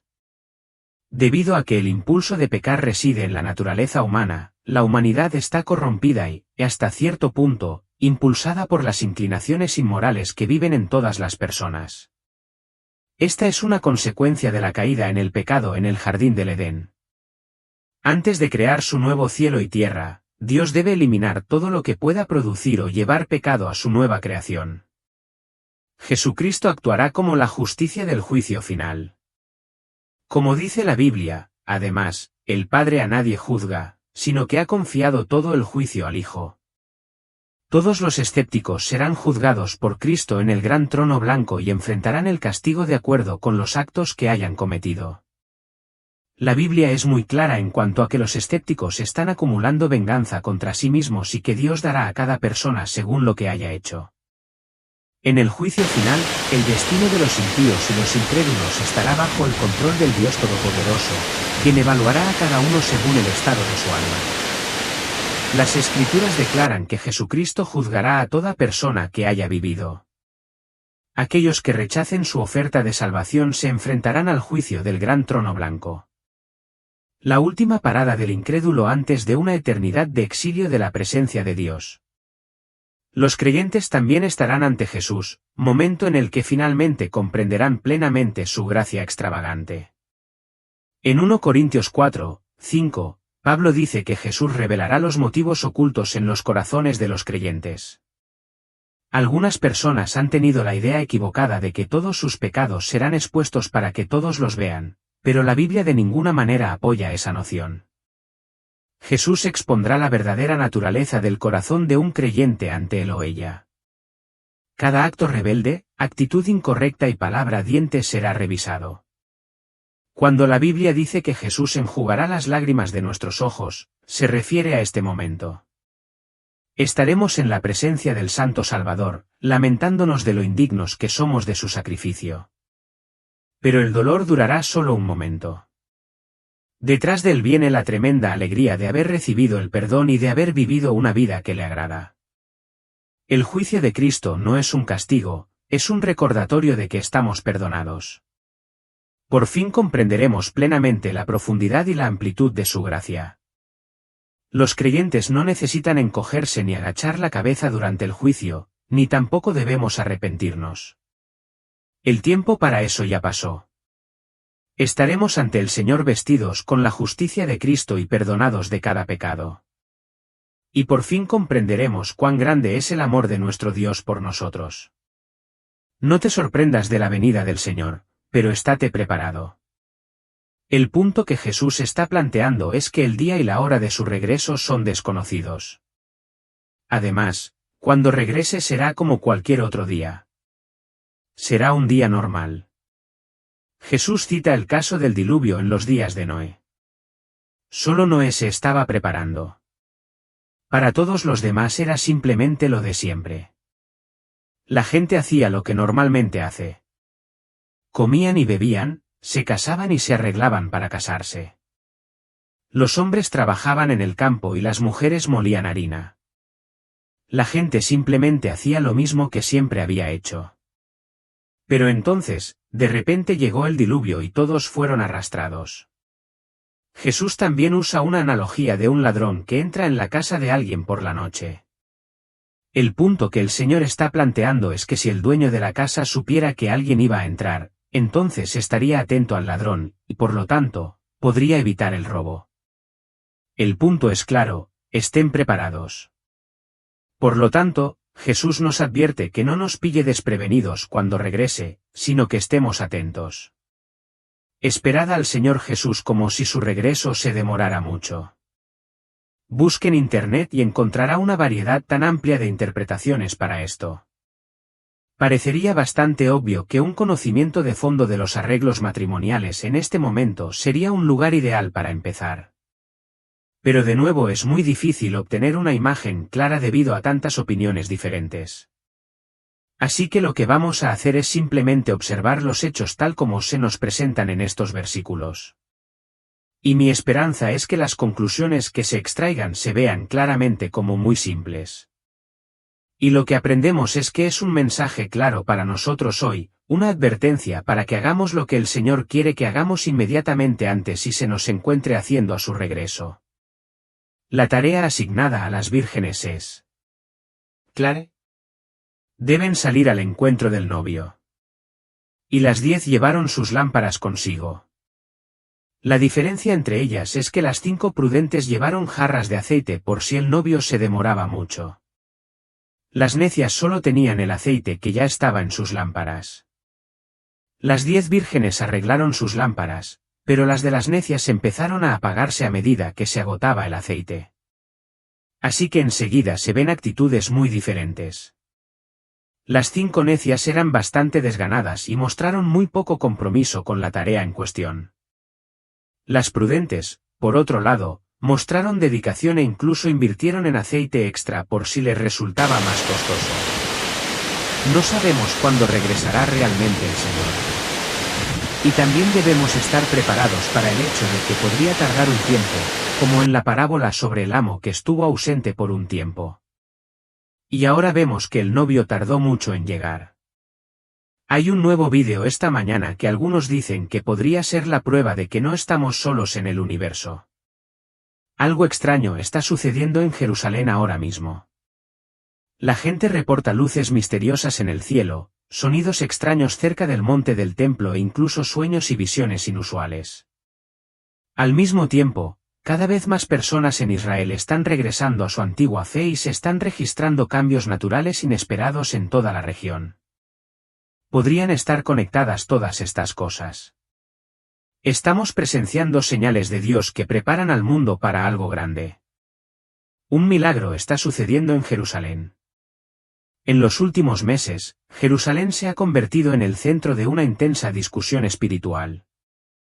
Múltiples fenómenos extraños e inexplicables han sido registrados tanto por locales como por visitantes. Relatos que muchos ahora llaman sobrenaturales. Testigos han reportado misteriosas luces brillantes que aparecen sobre el monte del templo, a veces formando patrones en el cielo que se asemejan a figuras angelicales con alas extendidas. Algunas de estas luces se movían en patrones sincronizados, dando la impresión de un ejército de ángeles flotando sobre la ciudad santa. Estas inusuales formaciones de luz se han visto de noche e incluso durante tiempo nublado o con niebla, cuando ninguna condición atmosférica conocida podría explicarlas.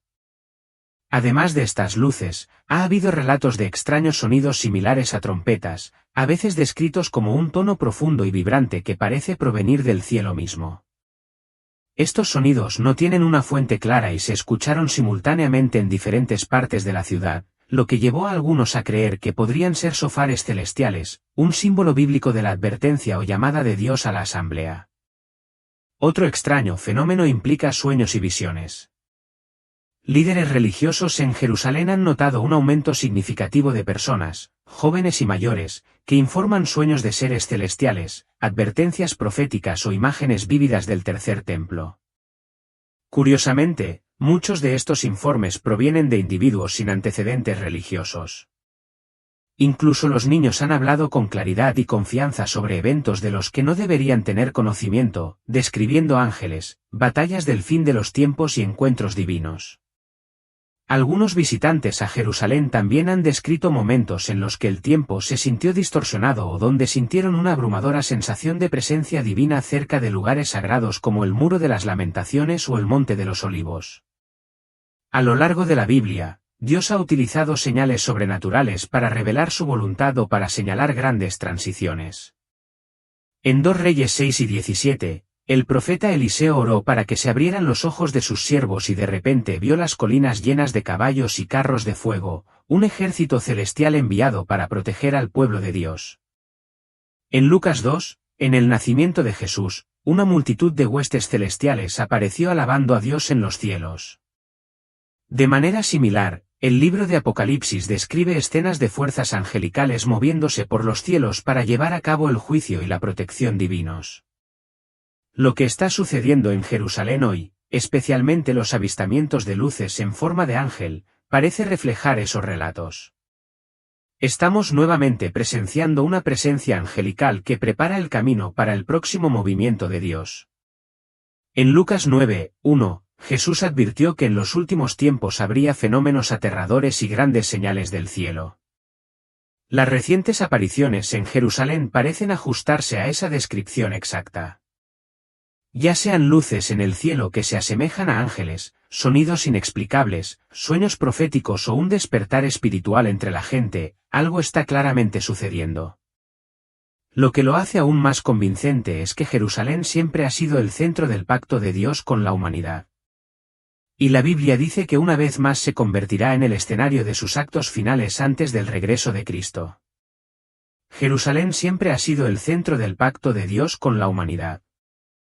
Cuando observamos todo lo que se desarrolla en Jerusalén hoy, las crecientes tensiones, las señales proféticas e incluso los sucesos sobrenaturales, debemos dar un paso atrás y preguntarnos, ¿por qué Jerusalén? ¿Por qué esta antigua ciudad, más pequeña que la mayoría de las capitales modernas, sigue acaparando la atención mundial? ¿Sabes? Ni San Francisco, ni Los Ángeles, ni Moscú, ni París, sino Jerusalén estaría en el corazón de los acontecimientos del fin de los tiempos. Desde el principio, Jerusalén no fue simplemente otra ciudad. Fue elegida por Dios mismo como un lugar donde su presencia moraría y donde su pacto sería revelado. En 2 Crónicas 6, Dios dijo, «He escogido a Jerusalén para que mi nombre esté allí». Mucho antes de convertirse en capital de Israel, ya era una capital espiritual, el mismo lugar donde Abraham fue probado, ofreciendo a Isaac en el monte Moria, que más tarde se convirtió en el sitio del templo de Salomón.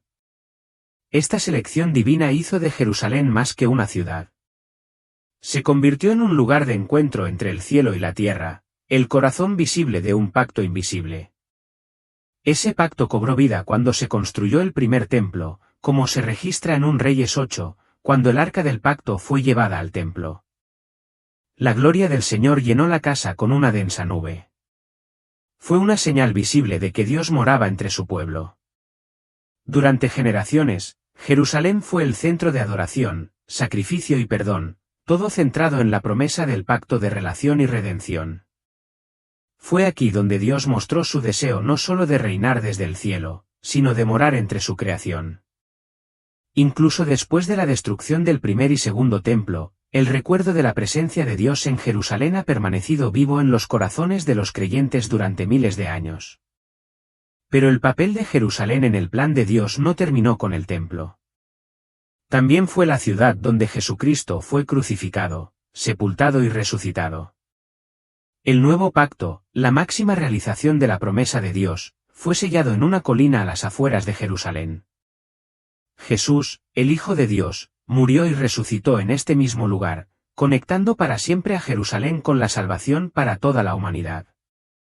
Él lloró por Jerusalén, oró con agonía en Getsemaní y finalmente ascendió al cielo desde el Monte de los Olivos, prometiendo que un día regresaría al mismo lugar. Jerusalén no es solo parte de la historia bíblica, es el escenario donde el plan eterno de Dios se desarrolló y donde se desarrollará de nuevo. Ahora avancemos hasta nuestro tiempo. A pesar de miles de años, Jerusalén sigue siendo la ciudad más disputada de la tierra. Las naciones debaten sobre ella. Se han librado guerras por ella y los planes de paz se han centrado en ella. ¿Por qué? Porque la Biblia lo predijo. Zacarías 12:3 profetizó, «En aquel día convertiré a Jerusalén en una piedra pesada para todos los pueblos. Todos los que intenten levantarla se lastimarán». En otras palabras, Jerusalén se convertirá en una carga internacional, un punto de conflicto global. Y no es eso exactamente lo que estamos viendo hoy. Cada vez que se discute Jerusalén en las Naciones Unidas o en las conversaciones de paz, algo sale mal. La ciudad permanece intocable, inamovible, tal como dijo Dios. Pero hay más. Según Zacarías 14, cuando Jesús regrese, sus pies se posarán en el Monte de los Olivos, al este de Jerusalén. Esta montaña se dividirá en dos, desencadenando una serie de cambios geológicos e hidrológicos, eventos que los científicos ahora dicen que son geológicamente posibles basándose en las fallas tectónicas debajo del Monte de los Olivos. Así, una vez más, la Biblia demuestra ser cierta y Jerusalén permanece en el centro del calendario profético de Dios. De cara al futuro, el tercer templo está siendo preparado. Los objetos sagrados están listos. Las novillas rojas han llegado. Los sacerdotes están siendo entrenados. Y todo esto de nuevo gira en torno a Jerusalén. Dios promete a Jerusalén. Hay dos pasajes importantes en la Biblia donde Dios promete bendecir a quienes apoyen a Jerusalén y maldecir a quienes no lo hagan. El primero se encuentra en Génesis 12, 1. En este pasaje, Dios hace promesas a Abraham. Dios promete tierra a Abraham. La primera parte de la promesa de Dios a Abraham fue la tierra. Hoy la tierra se llama Israel. Esta promesa se repite en Génesis 3 y 17. Éxodo 238 a 31 describe el límite de la tierra como extendiéndose desde el Mar Rojo hasta el desierto del río Éufrates. Una descripción más detallada de la tierra prometida se da en Números 341. Dios promete hacer de Abraham una nación. La segunda parte de la promesa a Abraham fue que él a través de sus descendientes se convertiría en una nación. Esta promesa se repite en Génesis 17, 4. Israel se convirtió en una gran nación después de salir de Egipto. Hoy ocupan solo una parte de la tierra que Dios les había prometido. Pero algún día Dios les dará toda la tierra que prometió. Cristo reinará en este reino como el Rey de Israel.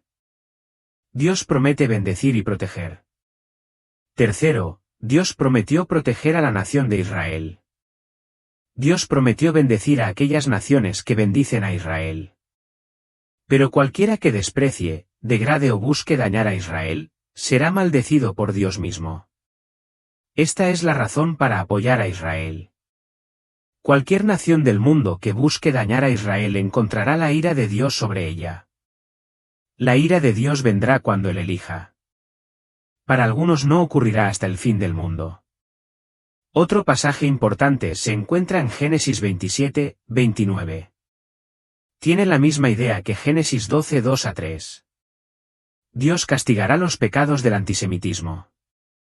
Cuarto, Ezequiel 25 demuestra que Dios castigará los pecados del antisemitismo y del antijudaísmo. No solo castigará a quienes atacan a Israel, sino que castigará a quienes se regocijen del sufrimiento de Israel. Eventualmente, Dios destruyó a una nación porque atacó a Israel. Otra nación fue destruida porque se regocijó cuando Israel fue atacada por otra nación. Además, otra nación fue destruida porque buscó venganza contra Israel. Una nación fue castigada porque afirmaba que Israel no tenía una relación especial con Dios. Este último punto es una advertencia para aquellos que enseñan el milenialismo, postmilenialismo y preterismo. Estas visiones teológicas del fin de los tiempos enseñan que la Iglesia ha reemplazado a Israel. Estas visiones también se llaman teología del reemplazo. Afirman que Dios ha terminado con Israel. Ignoran la verdad de que Jerusalén es el foco del mundo. La Biblia enseña que Dios ama tanto a judíos como a gentiles. Pero Dios tiene un amor y un plan especiales para su pueblo escogido. Nuestro Dios es un Dios que busca relaciones. No es un Dios frío y estéril. Él quiere que lo amemos y lo busquemos. Los milagros para Israel. De hecho, el que guarda a Israel ni dormirá ni se adormecerá. El ángel que protege a Israel siempre estará allí, siempre despierto y listo para proteger a Israel. Por eso, los milagros de Dios para Israel no se detuvieron allí, donde él no está presente. Quiero decir, físicamente todavía muestra su fuerza y poder a través del arcángel. El 5 de junio de 1967 marcó el comienzo de la Guerra de los 6 días. Durante ese tiempo, Dios cumplió sus antiguas promesas a Israel, donde proclamó a Jerusalén como la ciudad donde he escogido para mí poner mi nombre. Cuando comenzó la guerra, Jerusalén era una ciudad dividida. Bajo el control de Jordania, tras la Guerra de Independencia de 1948, los lugares más sagrados de Israel, el Muro de las Lamentaciones y el Monte del Templo, estaban prohibidos para los judíos. Israel había ganado su guerra de independencia, pero perdió la mitad oriental de Jerusalén ante la Liga Árabe.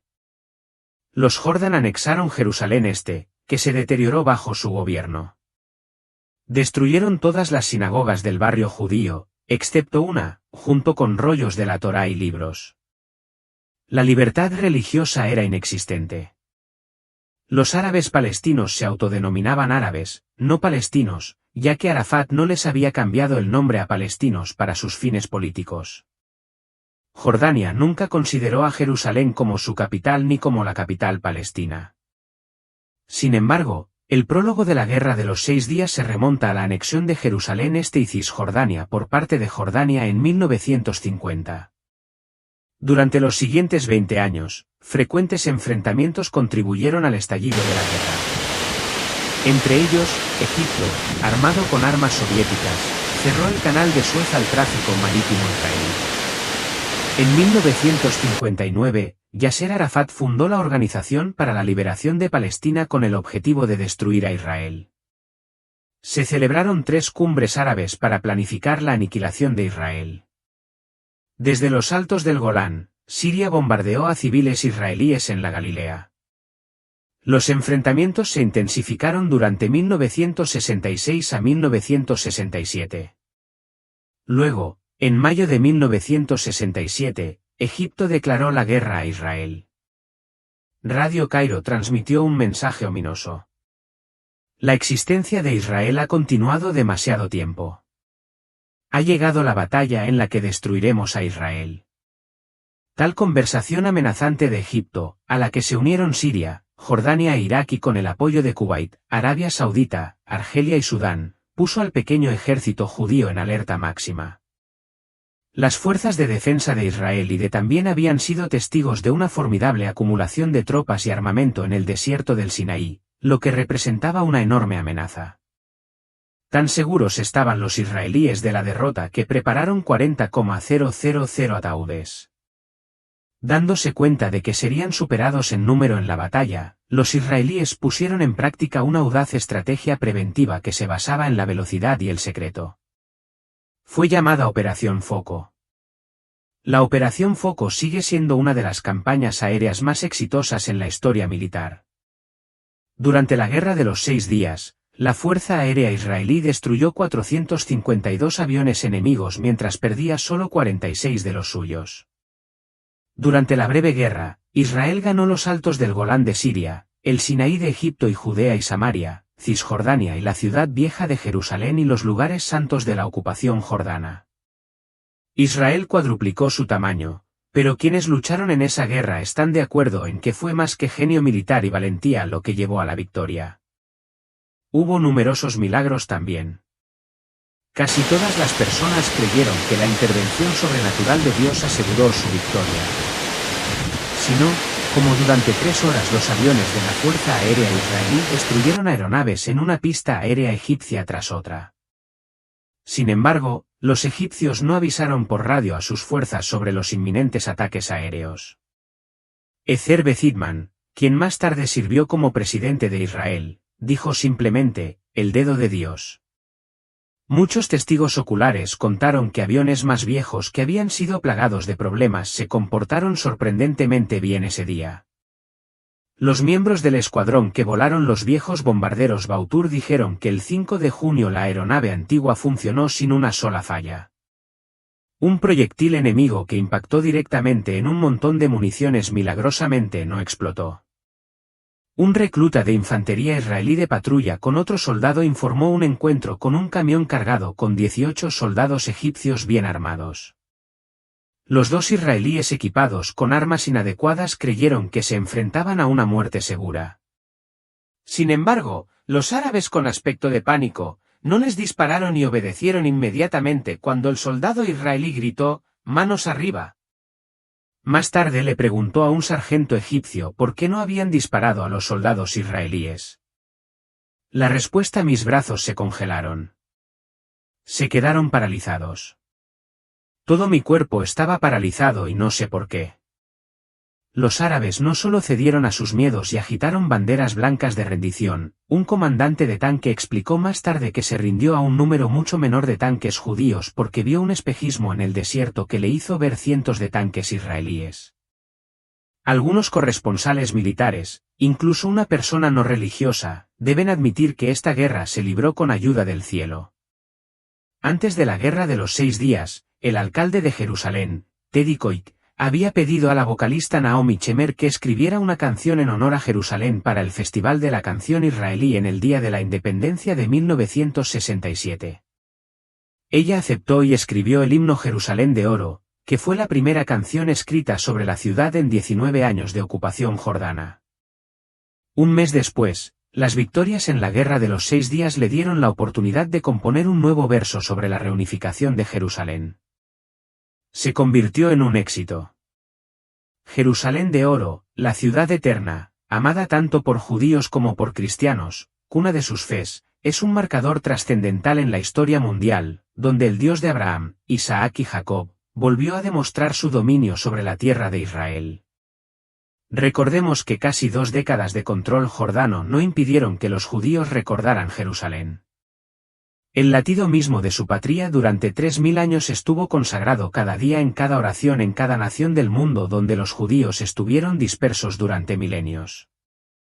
Solo pregunten sin la mano de Dios y la protección del arcángel Miguel, ¿cómo podría Israel haber convertido la derrota en victoria de una manera tan majestuosa? Dios protege a Israel en el desierto. Mientras Israel viajaba por el desierto, Dios nunca los abandonó. Dios dejó que el arcángel caminara cerca para acompañar a su pueblo. Cuando los israelitas salieron de Egipto, Dios comenzó a guiar a la nación con una columna de nube durante el día y una columna de fuego por la noche. Estos sirvieron para guiar a Israel a través del desierto para que el ángel pudiera mantenerlos protegidos siempre que fuera necesario. Las provisiones de Dios incluían todo el sustento necesario, tanto alimentos como agua, que Israel necesitaría durante su travesía de 40 años por el desierto. Éxodo 16, 12-15 muestra que Dios hizo esto en forma de maná y codornices. En Éxodo 3 y 25, Dios dio a los israelitas agua limpia para beber. Otra provisión del Señor fue el propio tabernáculo, que representaba la purificación de los israelitas por sus pecados a través de ofrendas a Dios. Si bien el tabernáculo es importante para entender al pueblo judío y su relación con Dios, es un tema mucho más profundo de lo que se puede explicar en esta pregunta. Dios también dio a los israelitas la ley, incluidos los 10 mandamientos. Dios usó la ley como una provisión para mantener a los israelitas en buena posición moral en la mente y sanos, fuertes y libres de enfermedades en el cuerpo. Finalmente, los protegió de sus enemigos, los amalecitas. El Señor proveyó para los israelitas tanto física como espiritualmente mientras vagaban por el desierto y se aseguró de darles todo lo que necesitaban para sobrevivir. El fin de los tiempos y el tercer templo. El anticristo declara que Él es Dios mientras se sienta en el templo. Estos 2 pasajes nos ayudan a entender que el templo debe existir a mediados de la tribulación para que el anticristo pueda sentarse en el templo. El templo debe ser construido para ese momento. Esto significa que el templo podría construirse antes de que comience la tribulación. También podría construirse antes del rapto. Por lo tanto, la respuesta a la pregunta es que el templo podría construirse antes o después del rapto, pero el templo se construye antes de que el anticristo se declare Dios. Jesús les abrió los ojos y los corazones a la verdad de la santa palabra de Dios. La Biblia leída desde Génesis hasta el final de Apocalipsis, cuando Jesús regresa por segunda vez para impedir que la humanidad se mate mutuamente y tome el control de la tierra para reinar durante 1000 años, entonces Jesús hará un cielo nuevo y una tierra nueva. Aleluya. Jesús es la única esperanza para el mundo. Con el nacimiento de la becerra roja se cumple uno de los prerequisitos más importantes para la construcción del tercer templo. La Biblia enseña claramente que un nuevo templo, el tercer templo, será construido en algún momento para que se cumplan varias profecías relativas a la segunda venida de Cristo. La Biblia afirma que el tercer templo estará allí durante el período de la gran tribulación. El profeta Daniel se refiere a este templo cuando dice que el príncipe que ha de venir, refiriéndose al anticristo, entrará en él y detendrá los sacrificios a mitad de la tribulación. Y por una semana confirmará el pacto con muchos. A la mitad de la semana hará cesar el sacrificio y la ofrenda, y sobre la cúspide de las abominaciones vendrá el desolador, hasta que la consumación que está determinada se derrame sobre el desolador. El apóstol Pablo lo menciona cuando declara que el hombre de iniquidad profanará el templo entrando en él y declarándose Dios. Nadie os engañe en ninguna manera, porque no vendrá sin que antes venga la apostasía, se manifieste el hombre de pecado, el hijo de perdición, el cual se opone y se levanta contra todo lo que se llama Dios o es objeto de culto, tanto que se sienta en el templo de Dios como Dios, haciéndose pasar por Dios. Jesús también habló de esta abominación desoladora en su segunda venida en el discurso del Monte de los Olivos, indicando que un templo será destruido en ese momento. Por tanto, cuando veáis en el lugar santo la abominación desoladora de que habló el profeta Daniel, el que lee entienda, entonces los que estén en Judea huyan a los montes. El tercer templo también se menciona en el libro de Apocalipsis, cuando al apóstol Juan se le dice que lo mida. Entonces me fue dada una caña semejante a una vara de medir y se me dijo, levántate y mide el templo de Dios y el altar y a los que adoran en él. Pero el atrio que está fuera del templo, déjalo aparte y no lo midas, porque ha sido entregado a las naciones y ellos la ciudad santa por 42 meses. Así que la pregunta sería, ¿cuándo se reconstruirá el templo? La Biblia no revela la respuesta a esta pregunta. Todo lo que dice con certeza es que el templo existirá cuando el anticristo se revele y que estará allí en el momento de la tribulación. Dado que esto será solo 3 años y medio después de la tribulación, algunos han concluido que el templo probablemente se reconstruirá antes de que comience la tribulación debido a la improbabilidad de completar un templo tan magnífico en tan poco tiempo. Por otro lado, el templo puede herirse con bastante rapidez porque los judíos han propuesto planes para erigir primero un templo de tienda, como el tabernáculo de Moisés. El instituto del templo ya tiene todo listo para este propósito y ha estado entrenando sacerdotes de la línea levítica para prepararse para esta eventualidad. La otra pregunta es la de L. El próximo templo solo puede construirse donde estuvieron los 2 templos anteriores, porque el lugar santísimo debe estar en el mismo lugar exacto. Pero ahora hay muchas controversias sobre dónde se ubicó exactamente el último templo, en el monte del templo, o ni siquiera en el monte del templo, sino al norte o al sur de él. La mayoría de los eruditos todavía tienen la firme convicción de que los antiguos templos se levantaron donde actualmente se encuentra la cúpula de la roca. Esta creencia puede ser errónea, pero aparentemente no hay forma de probar la ubicación exacta sin realizar excavaciones arqueológicas en el monte del templo, algo que actualmente está prohibido por los musulmanes y por las leyes nacionales. Si el tercer templo se va a construir donde ahora se encuentra la cúpula de la roca, entonces esa estructura musulmana debe ser retirada primero, ya sea por el hombre o por Dios. Podría, por supuesto, ser reducida a cenizas por un misil o por un terremoto. Nadie lo sabe. Un creciente grupo de cristianos, no obstante, siente una gran pasión por el tercer templo. Algo podría suceder que cree una oleada de orgullo nacionalista que demande un nuevo templo. Este evento catalizador podría ser el descubrimiento del Arca de la Alianza o quizás en un sitio de excavación cercano o un evento político que se desencadene. Existe la posibilidad de que los templos antiguos no estuvieran ubicados donde se encuentra actualmente la cúpula de la roca. Hay pruebas sólidas de que su ubicación estaba al norte de la cúpula y que el altar de sacrificio dentro de la cúpula fue el que Salomón construyó en medio del patio para manejar las miles de sacrificios especiales que ofreció al Señor el día en que se dedicó el primer templo. Si eso es así, entonces el tercer templo podría construirse al norte de la cúpula de la roca, dejando la cúpula en el atrio de los gentiles. Esta podría ser la solución que el anticristo presentará cuando negocie la paz entre judíos y árabes.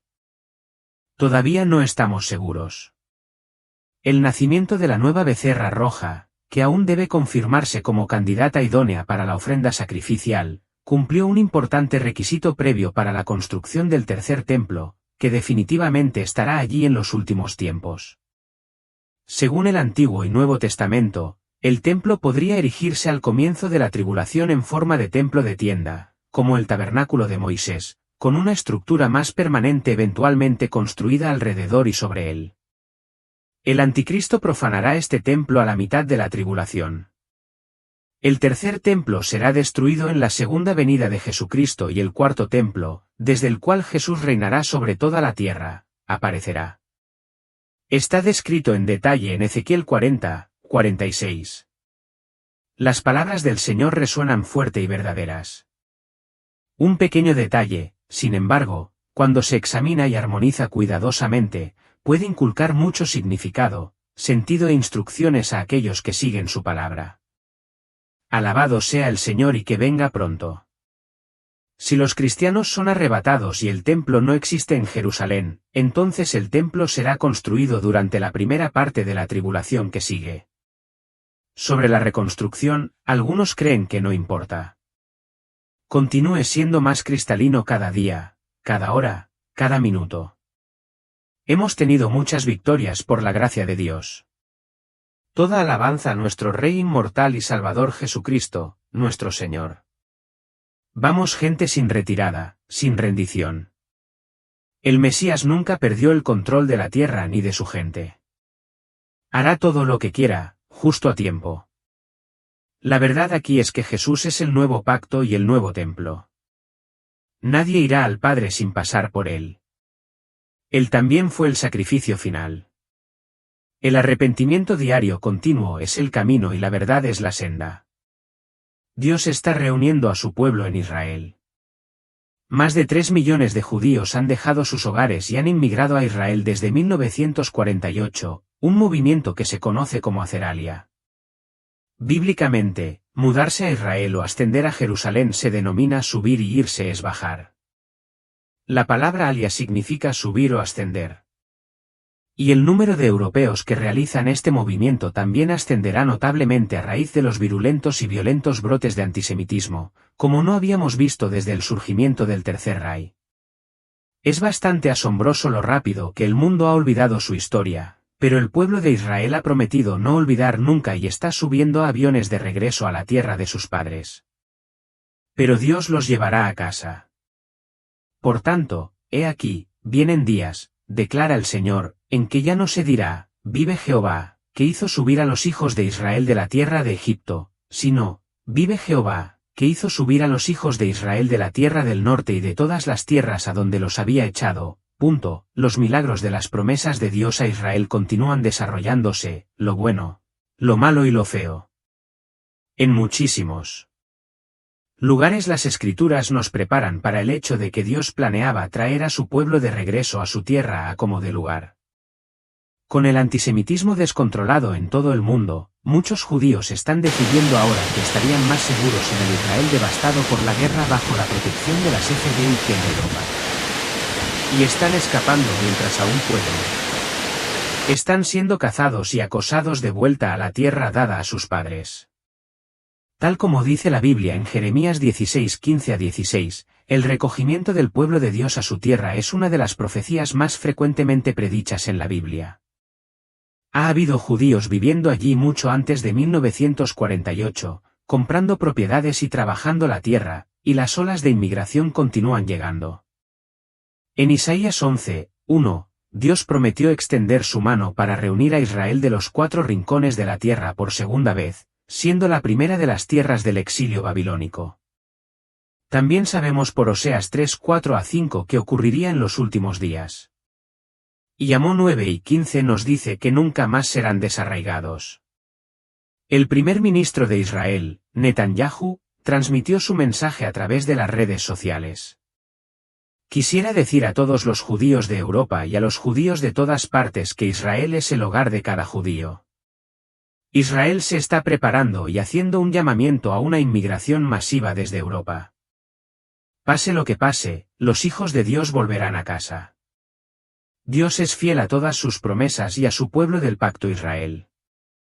Mientras observamos con tristeza los acontecimientos que sacuden el mundo, sabemos que nuestro Dios soberano sigue teniendo el control. Él continúa realizando sus planes y propósitos, atrayendo todas las cosas hacia sí mismo. Llegará un momento, tal como predijo Yeshua, en que el pueblo judío finalmente clamará desde la tierra de Israel para dar la bienvenida a su Mesías. Bendito el que viene en el nombre del Señor. Debido a que los antiguos israelitas cayeron en cautiverio por sus pecados y perdieron su prominencia nacional, muchos se han preguntado qué les depara el futuro a sus descendientes. En realidad, la Biblia revela que a estos pueblos les espera un futuro brillante. Cuando Cristo regrese a la tierra y establezca el reino de Dios, restaurará a un Israel arrepentido a su posición de liderazgo en el mundo. Un pueblo humilde y obediente servirá entonces en la capacidad que Dios les asignó.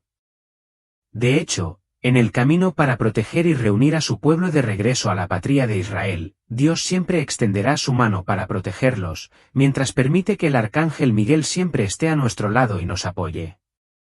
Dios está ahí para todos, pero el amor de Dios es infinito. Da la bienvenida a todos, incluidos los no israelitas. Aunque Dios eligió trabajar con la antigua nación de Israel, esta decisión no excluyó a personas de otras naciones, los gentiles, de llegar a comprender a Dios y servirle. Dios instruyó a los antiguos israelitas que debían respetar a las personas de otras nacionalidades que venían a vivir entre el pueblo escogido de Dios. En cuanto a observar la Pascua, Dios dijo: «Y cuando un extranjero habite contigo y quiera guardar la Pascua al Señor, sean circuncidados todos sus varones. Y entonces se acercará y la guardará. Y será como un nativo de la tierra, porque ninguna persona incircuncisa la comerá». Mostrando equidad para todos, Dios continuó: «Una misma ley regirá para el nativo y para el extranjero que habite entre vosotros».